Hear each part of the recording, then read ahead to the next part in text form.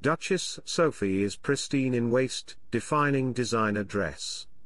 Duchess Sophie's appearance during her visit to Ukraine this week has been flawless. The 59-year-old Duchess of Edinburgh was sighted on Monday sporting an unusual printed maxi dress with a geometric pattern around the waist and cuffs and large flowers all over it. The Duchess's Fedra floral silk crêpe de Chine maxi dress from Max Mara had a V-shaped neckline that accentuated her figure and a tight waist that nipped in at the waist.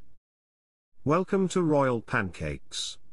If you are new here, please don't forget to subscribe and click the notifications bell, so you don't miss any news about the British monarchy.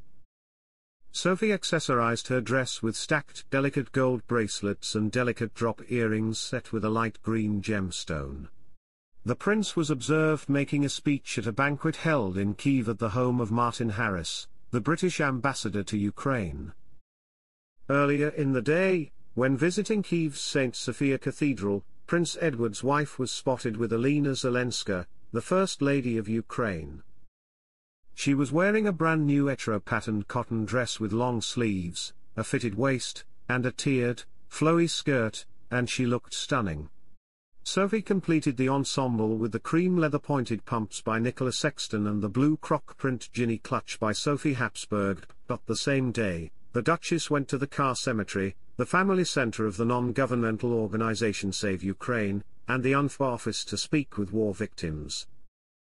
Later, the mother of two visited the Bucha Memorial honouring those who perished during the Russian rule. She was also seen posing for a picture with two employees on Ukrainian Railways official X, formerly Twitter, profile. Sophie paired white skinny pants with a khaki silk top from Vince. The caption on the photo said, "Yesterday, Sophie Helen, Duchess of Edinburgh came to Ukraine by train. We express our profound gratitude to our foreign partners for their unwavering support, empathy, and commitment to assisting Ukraine in mitigating the aftermath of the conflict." Since the beginning of the Russian invasion, the Duchess of Edinburgh has become the first royal to visit Ukraine.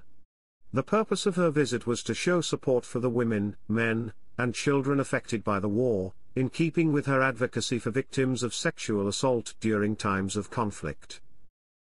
After attending the Orbis Visionaries reception at Abbey Road Studios in London last week, the princess attracted attention as she crossed the zebra crossing on Abbey Road. Sophie looked stunning in a coral Beulah London Yardie dress that featured fluted sleeves, a tight waist, and an unexpected thigh split. She accessorised the ensemble with Prada nude shoes and the Clio clutch in brown rose by Sophie Habsburg.